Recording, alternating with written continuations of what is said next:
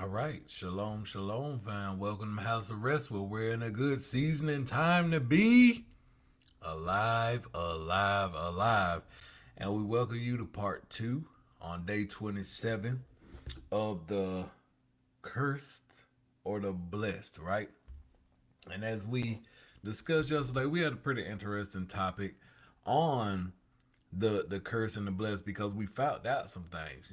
We found out that when we look at the Hebrew letters of blessed is bet resh kaf, which is Yah will open his house over over man's head, so that we have, you know what I mean, we have out of the abundance of his riches, right?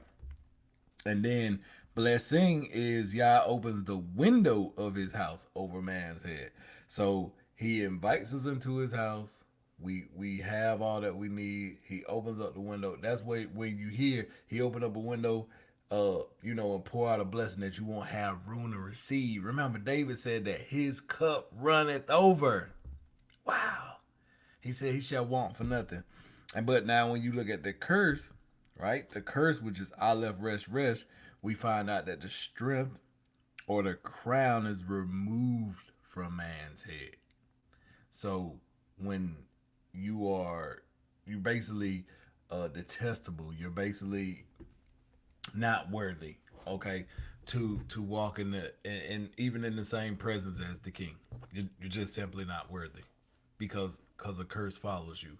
And when he laid out the blessing and the curse, um, those were guidelines.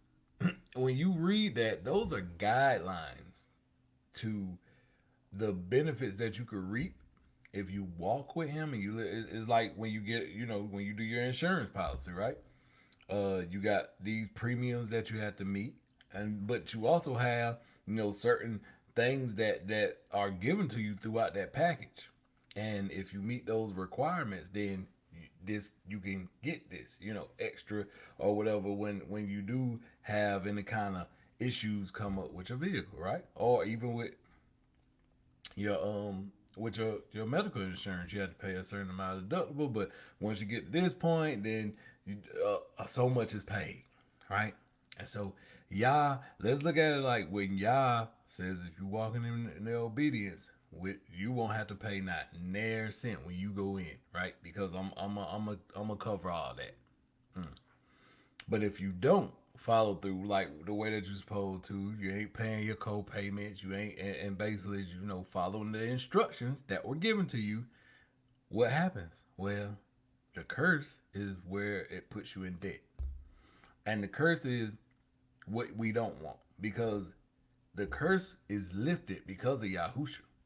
Now, we know that still to this day, those curses are still in effect, even though Yahusha went to the grave for us, he died for us. But if we're obedient, then you're blessed, right?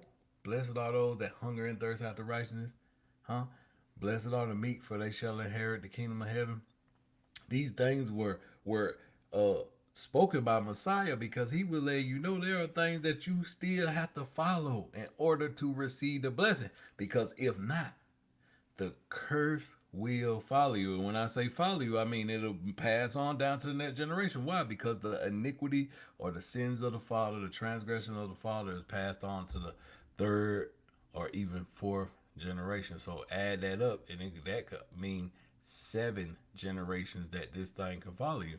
And think about it like this. And if it get to that 7th generation and it's still nobody that comes forth through repentance, well, guess what? The curse will continue another, yes, certain amount of years until somebody breaks that cycle. Now, just because the cycle is broken, don't mean that you're gonna see or reap the blessings in your lifetime. Maybe your child or your children's children will reap the. Now, I'm not saying that you won't be blessed. You'll be taken care of, but the abundance of his riches will be opened up to your child or grandchild if you begin to teach them in a way that they should go, right? When they walked through the wilderness and the other ones died off, But the ones that were went into the promised land, guess what? It said that not even their shoes was worn, not their clothes or anything. They still everything that they had on was still just as good as the day when they began their journey. Wow, that's something. And so we have to keep in mind. Now let's go back and let's talk about that word blessed, because that word blessed is barak, which is Strong's H1288, to be blessed, to be adored, right? Yah adores you, huh?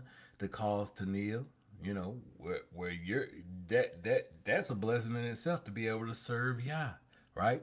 To bless oneself or to praise or salute, but it also could mean curse. So we said this before. What if? Because if you read it yourself, it says bless Yah and die. But in the King James version, they interpreted that Job's wife say curse Yah and die. So this may be right the proper way uh to say in Job is bless Yah and die versus curse Yah and die, right? But the blessings are barakah, right? Which is blessing, prosperity. Remember we talked about what prosperity is, the condition of being successful or thriving, especially in economic well-being. Now, not prosperity as far as and when it says successful is, let's look at what successful is in Yah's eye, meaning that you will be placed above and not beneath. Remember those scriptures we were going over. You will be the head and not the tail, the lender and not the borrower. So that's what it means by prosperous, right? Tranquility, peace, right? So those type of things, but it also is a gift. Now, when you receive that ruach hakodesh, the ruach hakodesh, that's a gift from Yah, right? And so we know that Yah will take care of us. But let's look at that word cursed, arar, to be cursed, to curse, lay under a curse, put a curse on, or to be made a curse, right? So when you look at the English definition of cursed, it's execrate, to declare to be evil or detestable, to denounce, to detest utterly, right? To detest utterly. So think about that. If Yah has has placed you under a curse, or you've been placed under a curse, then uh, essentially you are detestable to Yah, and you're denounced. Like when it says denounced, like your name blotted out of the Lamb's Book of Life. You no entry, no, none, right? So yeah, I find that very interesting that Yah has allowed that, to play a role in this walk that we're in, because if we really fully pay attention to what Yah is doing, right? We know that he wants us to be blessed. He don't want us to be cursed. He wants us to be blessed. So let's jump into scripture. So we left off at verse 15, because remember the verse 1 through 14 kind of telling us, hey, if you hearken, obey, if you listen, if you pay attention to what Yahuwah Eloheinu is presenting to you to guard his commandments, then he will bless you abundantly, right? So you'll be blessed going in, blessed coming out. Your basket will be blessed, your store will be blessed, the fruit of your body will be blessed, the fruit of your land, the increase of your kind, which is your cattle, your flocks, and your sheep. All that will be blessed, and much more. You will be the head, not the tail. You'll be above and not beneath. And we talked about what all these things pertain to as far as being above and not beneath. So now we look at what y'all saying, because we find out that the curses are way more in depth. And when I say in depth, there's way more to look at under the 15 through the last part of Deuteronomy 28. And so this right here, this rabbit trail leads us the rest of the way to show how to be able to tell if there is a curse, right? Following a line of people. and now, he has scattered his people throughout all the nations. So pretty much wherever the nations are, right?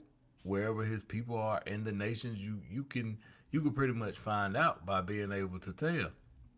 Now, we know that for some time, his people was cursed. Now we know that there's a curse that has gone out through the earth, but then there's a curse that follows a genealogy, and then there's a curse that follows if you're disobedient. So think about that. You can have a double portion or triple portion blessing, but you can also have a double portion or triple portion curse.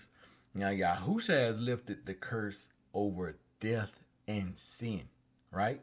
But there's still a curse that will that is in the earth, that has overtaken the whole earth. And so that's where corruption and all this stuff is at, right? Where you see that people are still evil, the earth is still going through its decay, basically, with the eruptions and all that stuff. Now curses are it's a little bit more I said deeper already, but as we read into the scripture, you're like, oh well, okay, he's just basically rehearsing the same thing that he rehearsed when it's blessed. Well, in some cases, but in some cases no, because there has been things added on beyond what the blessings were, right? Because if you're blessed, all you have to do is be obedient, and everywhere you go, and everywhere things will be good for you. You won't have to stress, you won't have to worry, you won't have to expect things. So let's look. But it shall come to pass if you will not hearken. So remember, we talked about that word hearken, means listen, to obey. So if you will not hearken unto the voice of Yahuwah Eloheka, to guard, to protect, to watch over, to keep his commandment, right? To do all his commandments and his statutes. Now, let's go to that word statute. Let's go to that word statute.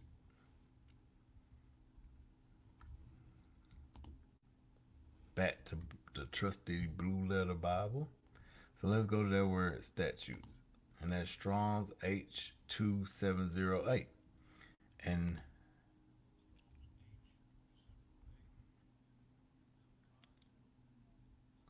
okay, that word is hukah.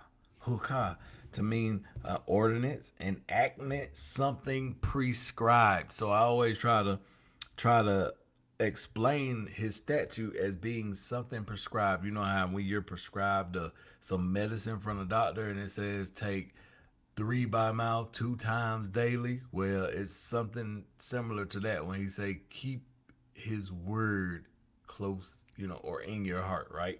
And meditate upon my word day and night. So these are statutes. Let's look what the root word etymology is hoke or hoke, right?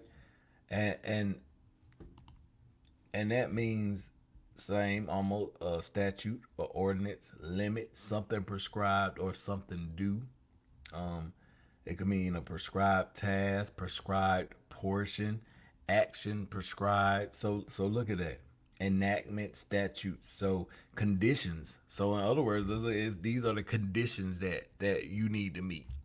Okay, so it goes back to what we were talking about with that insurance policy. There are certain conditions you have to meet before you could get the 100% payoff when you go to the doctor, and you don't have to pay. The insurance will pay the whole 100%. Now I don't know if people have insurance like that. You do have some companies though that once you meet your deductible, they'll pay, I think, up to 90%. Maybe some places close to 100%, because me and my wife at the last place I was at wasn't paying anything once she had her surgery. So we pretty much had a whole year where we didn't have to worry about any medical bills because she got it done at the beginning of the year. Her deductible was met right then and there. So I think that's pretty cool. So look where that word comes from though. Hakak. Hakak, right? Which means to cut out, decree, inscribe, set, engrave, right? He said that he would place. Now this is awesome, guys, because as you do these word studies, you understand. He said that. Remember, he said that he would inscribe his Torah on your heart, so that his statutes are uh condition, right? It's inscribed, and then it's a condition that needs to be met, right? And then it's something that has been prescribed for you to do on a daily basis. So, wow, that's very awesome. You know, when we can do a study and get that good understanding. So, but it shall But it shall come to pass, if you shall not hearken unto the voice of Yahuwah Eloheka to guard, to do all his commandments and his statutes, which I have commanded you this day, that all these curses shall come upon you and overtake you. So remember what we were talking about when we talk about overtake before, right? When we talked about overtake before, here you go. And these curses will overtake you. So we want the blessings to overtake us. We don't want the curses to overtake us, because the curses, well, they hinder us and we're not able to move or operate properly, right? So that word overtake is nasag, right? Which means to take hold upon, right? To secure, or wow, have enough. You don't want to have enough of a curse, right? Because that will truly basically hurt us in the long run. So we don't want the curse. We want that. We don't want to attain a curse. We want the curse to be removed from us, not attained unto us. So we have to be careful, with that. So let's look. So he said, "Cursed shall you be in the city, and cursed shall you be in the field." Because remember, that crown or that strength was removed from your hand. Now think about it like this: "Cursed you shall be in the city, cursed you shall be in the field." This is why when not David, what's his name, Adam was cursed, he said that the land would not produce for him. The land would not produce for him because a curse was on him. It wasn't, again, that they really could bring forth plants and different things until Noah came off of the ark, and Yah blessed Noah and his generations. And then they were able to produce fruit again, right? Because remember, he planted a vineyard, and that's how Ham saw him laying naked drunk. So Yah had blessed him, and remember, Noah's name also means comfort and rest. So Noah was blessed according to his generation. And so Adam um really don't I'm not saying that he wasn't blessed, because I'm pretty sure it was Adam that passed on the info about Yah to Seth, and then to Seth to you know on, and then finally Enoch, which was considered the righteous scribe, he was also blessed. So we see how it operated in those times, but the curse was on the earth, that man couldn't produce the fruit of the field like they were supposed to. Because remember, it said that the giants and the Nephilim and the Eliud and all those, they started devouring all flesh, and so it was like a scarcity of food, and because the ground wasn't coming up producing like it was now. I believe that at one time Cain would have been blessed, because I'm pretty sure he was producing some good stuff. Adam couldn't, but I believe that Cain was, until he was cursed, right? Because he murdered his brother and he became a vagabond. So it's a possibility that he was blessed and was able to produce fruit at one time, because that's what it said, that he was a tiller of the land, while Abel was a shepherd, right? But I'm pretty sure that if y'all wouldn't have warned him if he didn't have better, right? He had to have better produce because y'all told him, look, man, all you got to do is you could change that. You could just bring the good that you have, your good or your first fruit. So I'm pretty sure he has something better, and he's just trying to give the bad stuff away. So think about that. But look, cursed shall you be in your basket. Remember, that's your pantry, the food that you know in your refrigerator, in other words, and your store. Basically, wherever you're storing things at, kind of like a bank, but not money wise. But you have to look at it from our point of view. When they had it back then in their store, it would be a place where you gathered wheat and you gathered your barley and stuff like that. You put it in there because that was your money, right? And then the fruit of your body and the fruit of your land shall be cursed. The increase of your kind, which is your cattle. So therefore, that's another form of way that they could have received payment for something, or that, because really wealth was your land, it was your your cattle, and basically the stability of your family, being able to take care of your family. So look at that.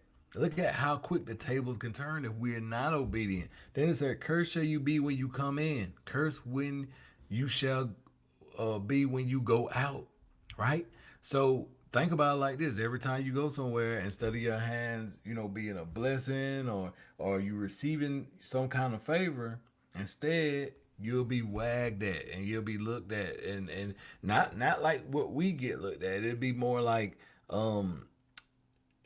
every time it seems like you're trying to do something to bring yourself out of the hole, it'll be something right there to pull you right back down. And it's simply because we want to walk in our own ways, in our own with our own thoughts and our own attitudes, and still neglect the fact that Yah had already placed certain certain prescriptions and commandments and things before us, right?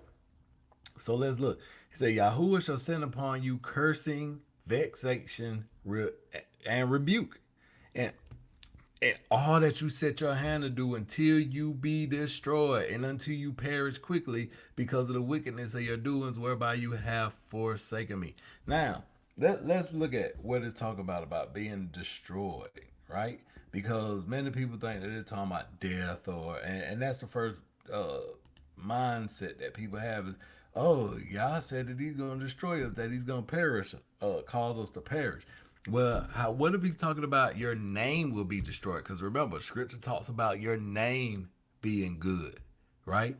Your land will be destroyed, and your cattle and everything else will perish. So your increase will perish. You won't have that stuff. So your name becomes bad because now you can't make your payments. You can't cover your taxes. You can't do the things that you're supposed to do. So instead, think about it like this: a person that cannot take care of their family, said that they're worse than an infidel. So it may not be just saying that they will, utterly be destroyed and utterly perish, but it's probably saying that they will be, considered one of the wicked. Like you could no longer dwell in my eyesight. But first, let's look at that word vexation. Vexation.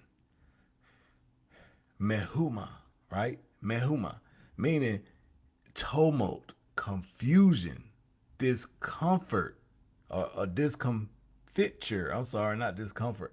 Discomfiture, destruction, trouble, vexed. Wow.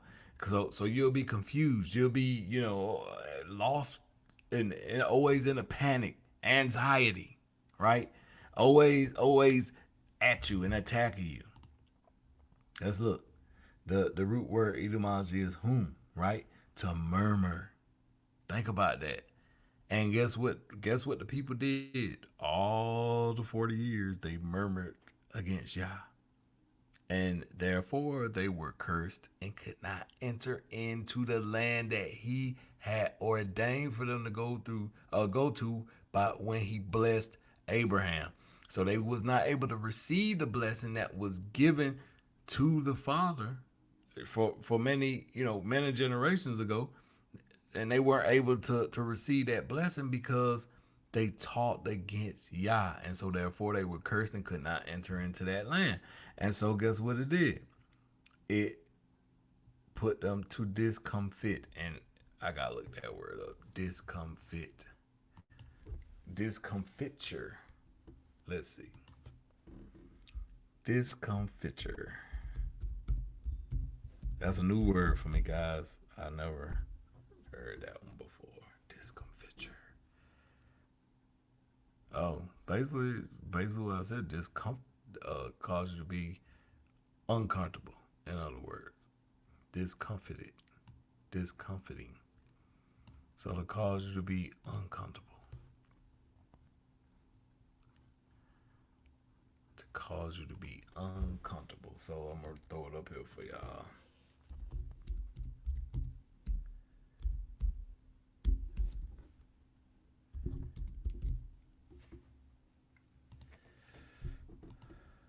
So the act of discomforting, the state of being discomforted. And it's true. When the curse is on you, I know because the curse was on me, and um I was never comfortable. I was always constantly being removed from this place, or and the same thing. Like you might be had to be removed. Like they may have had to be removed from their land. They may have, came short on something and wasn't able to pay what they needed to pay. So it put them in a place, and then guess what? They end up being poor. Now we're not saying that the poor is cursed, because everybody that is poor didn't immediately probably start off as poor, but some poor people may have been hit with a curse because instead of them being a blessing to others, and instead of them, um, you know, using what Yah gave them to be loving and caring to others, they chose to be selfish and to, just it's kind of like the whole deal with the rich young ruler. He said if you willing to give it all up and follow me, then you'll be okay. But he wasn't willing to give anything, so therefore, I mean, he walked away sorrowfully. That means he was cursed, right? I mean, because he said he kept all this from the time up, but yet he wasn't willing to walk with Messiah. But maybe, later on down in his life, he realized that, oh, I need to give this stuff up so I can, because maybe from that point, he couldn't his walk wasn't right anymore, right? So let's look. What that word destroyed, be destroyed. Strong's H045, shamad. It means to exterminate, be destroyed, to be annihilated, to be destroyed, to be. So let's look. Devastated, devastated.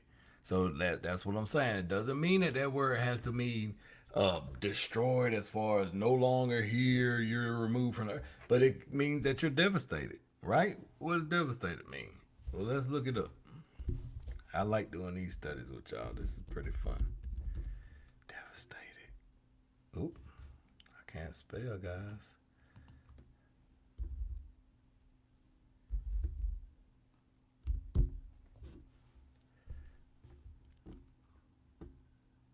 So devastated means brought to a state of ruin or destruction, but it means emotionally shattered or distraught, right? So it can also mean emotionally shattered or distraught. And that's what he's saying. I will leave you emotionally shattered and distraught, right? And then let's look at the other one. To perish, right? Because you would think, oh, those are the same thing almost. Until you perish. Avad, vanish, go astray, right? Again, be destroyed. So it's little things like this, guys, that we have to look into. But it also means, guess what, guys? To perish, blotted out, removed from his book of life, divine judgment.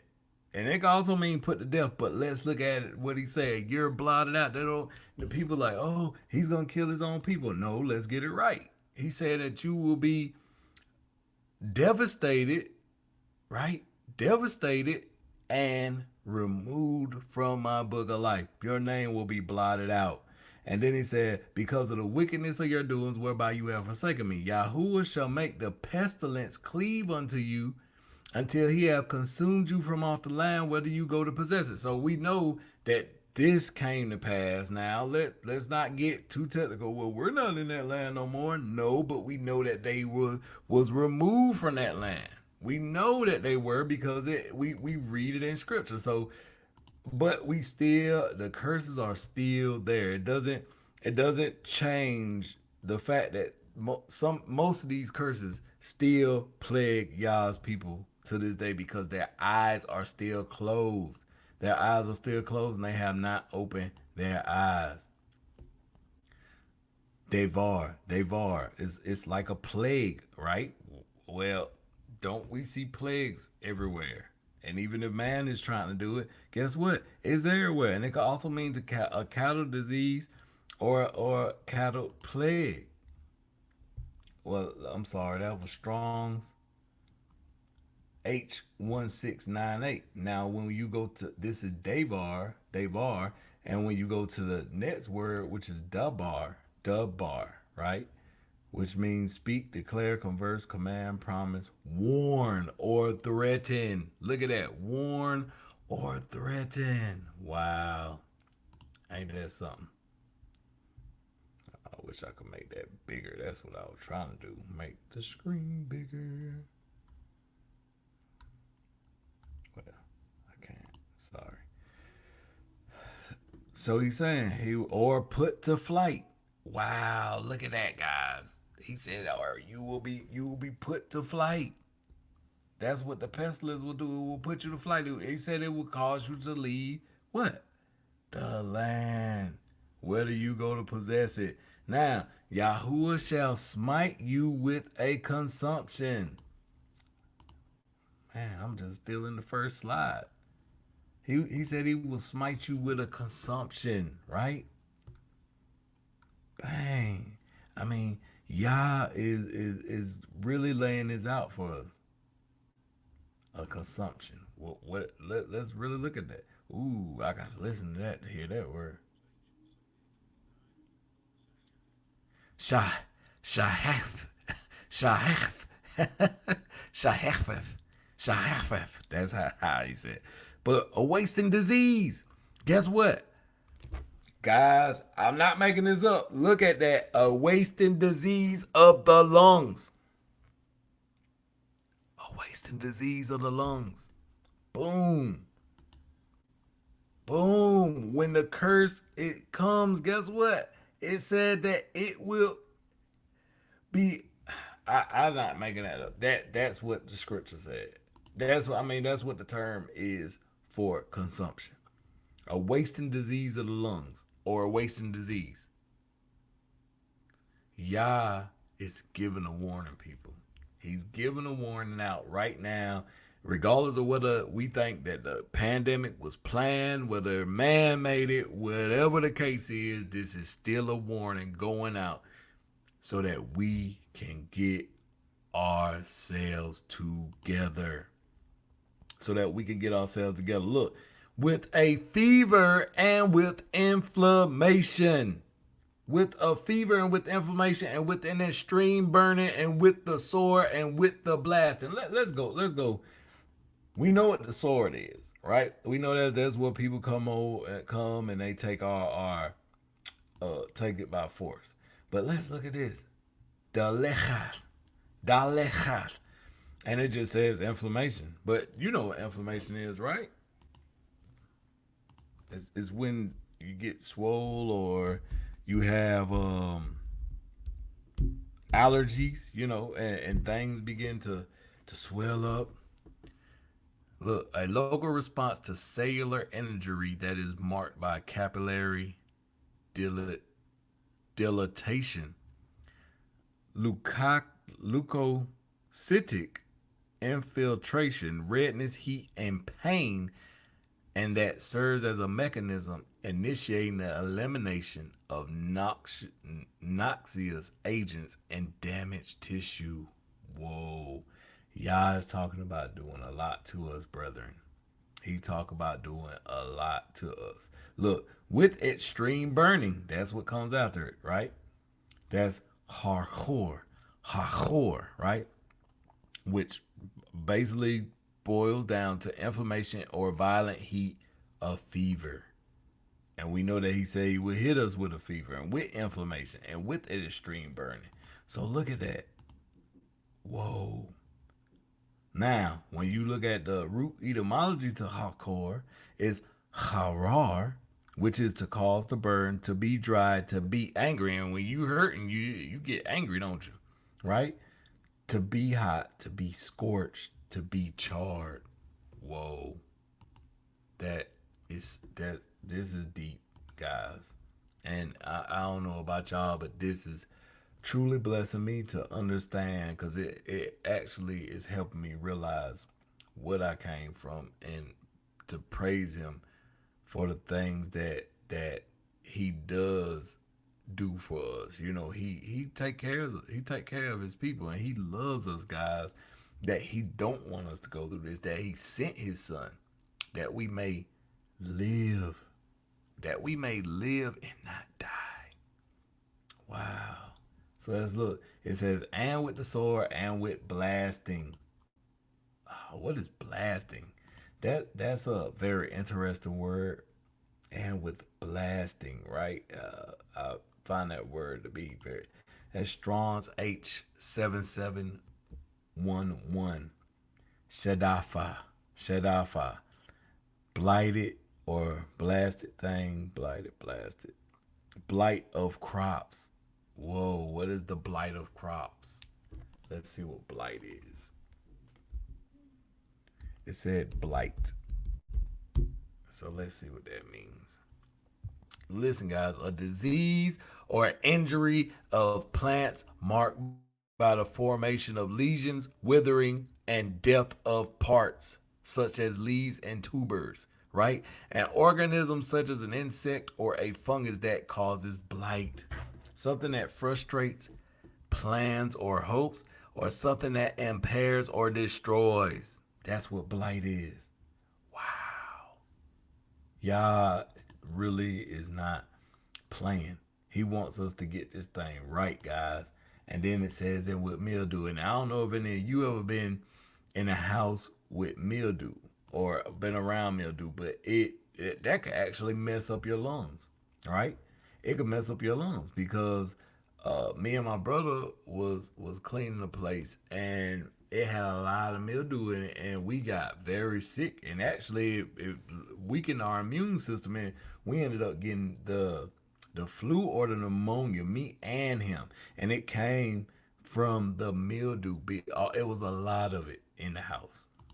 And so when he say that he'll send mildew on you, oh, we need to be careful. Because what color is mildew? It's green. So let's look. Yarachan, which is mildew, paleness, lividness, right? Mildew, rust, paleness. What color is mildew? It's green. And guess what it says? Yarek, which is the root word etymology, which means green. Green is green plants, greenery, right? But we know mildew is green and we know what it does. Let's look. What is lividness? This is very interesting, guys. I'm really enjoying the time that we're getting to spend together. And, you know, I welcome y'all. This is the way that I do a lot of my studies. So, guess what, guys? Livid means discolored by bruising. Wow. Wow. We are finding out a whole lot of stuff. We are finding out a whole lot of stuff. But it also can mean to be very angry or enraged. Whoa. Yah, continue to reveal to your servants. But I just want to say, brothers and sisters, this is a lot of information. And guys, I don't know how many more slides, but honestly I'm not gonna go through all this. We're gonna probably have a couple parts to this chapter. And we'll just talk about it and we'll get a firm understanding on what Yah is revealing. But we're gonna go over this last slide, and then tomorrow I'll come back to you with part 3, and we'll cover from 27 I don't know however far we get. But look at 23. And your heaven that is over your head shall be brass. Whoa. He said that the heaven over your head shall be brass. What does that mean? Like I heard that before and I was like, I don't even get that. I don't even it don't even make sense to me. What does he mean by the heaven over your head will be brass? Oh my goodness, guys. Look, the word is nech oh shit. Nech oh shit, right? Which now we see it means copper, we see it means ore or bronze. But guess what, guys?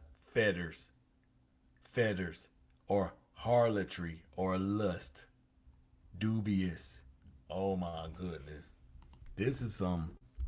He said that it'll be brass. So it'll be like shackles, a burden to you, right? Because it won't rain like it's supposed to. It's gonna be hard. And in other words, dubious is questionable or suspect as to the true nature or quality. Wow, wow, that's something. It said like fetters, but let's look at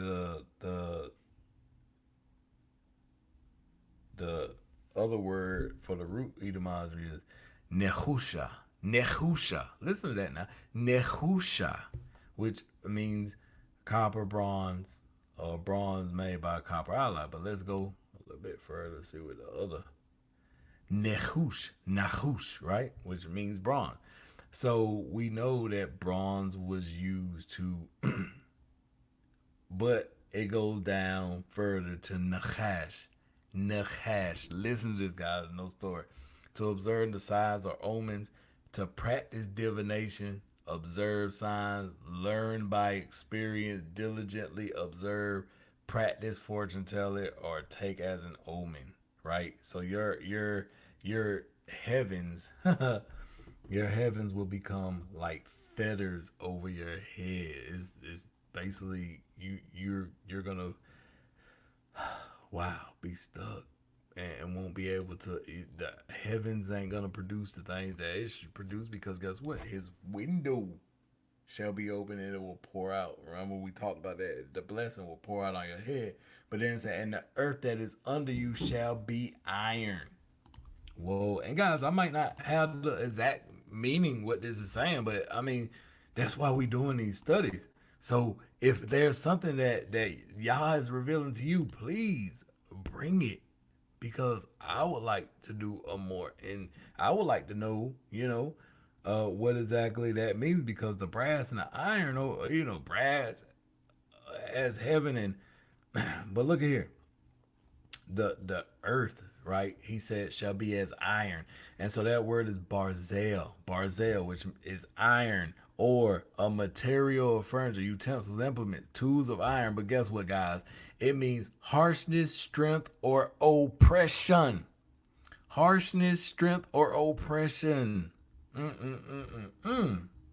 The earth beneath you will oppress you. It will be harsh to you. Yeah, guys, he is trying to he's showing us just how important it is to follow his word. Look, Yahuwah shall make the rain of your land powder and dust. Whoa. From heaven shall it come down upon you until you be destroyed. So remember, till you be devastated. Not destroyed as in eradicated or removed, but devastated and wondering why? Why does this keep happening to me? But look at that. He said unto powder. That's strong H80 avak, which also can represent as clouds, right? Like dust clouds that that forms on the ground. I know they have dust storms over there, right? Avach, which means to wrestle, grapple, get dusty. So look at that. You're gonna get dusty because it's gonna bring forth powder and dust. Whoa.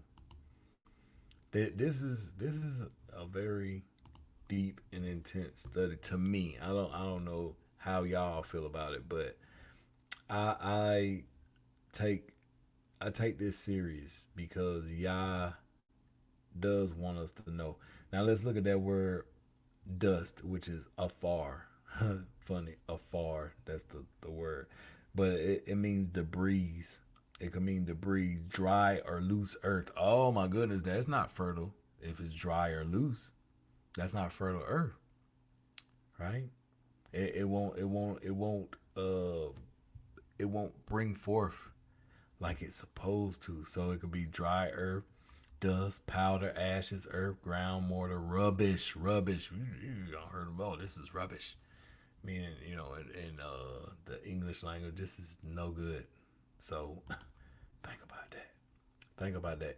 Yahoo will cause you to be smitten before your enemies. You shall go out one way against them and flee 7 ways before them. So remember, at first they would flee 7 ways before you, but now you will be fleeing in several ways before them, and shall be removed into all the kingdoms of the earth. So guess what? You shall be scattered into all the kingdoms of the earth, and your carcass shall be meat.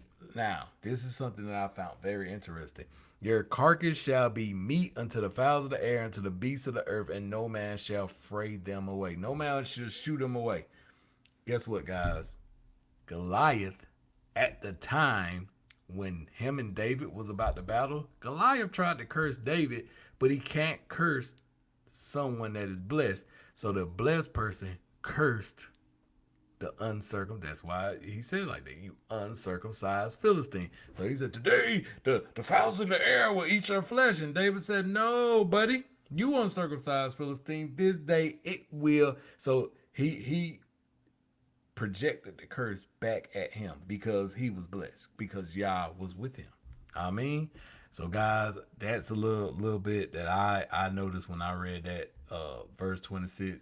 Tomorrow we'll come back with verse 27, and I think we'll just be in this study all week, maybe about 2 weeks. So this is the way that I like to study. Actually, it normally takes me longer to get through verses, but since we're on we're on air and we're talking, and yes, I can make it 2 hours, but guys, come on now, I gotta spend time with my family, I gotta work, I got all types of stuff. So I know we wanted it longer, but sorry, I have to try to make the time that I can. But this is what y'all has ordained for us to talk about for this week, so this is what we'll be discussing. So guys, I thank y'all for joining up. I love each and every one of y'all, and don't get me wrong, if I could do 2 hours a night, I definitely would.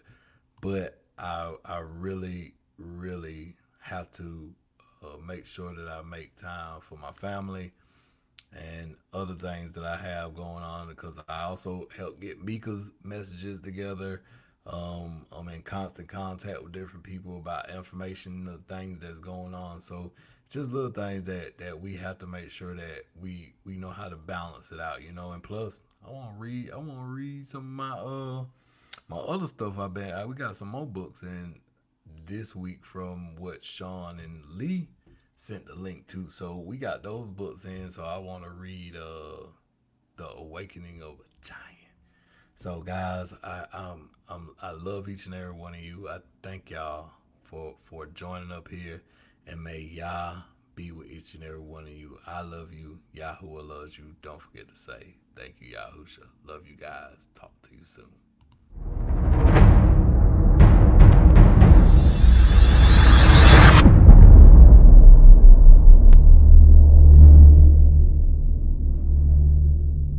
House of Rest.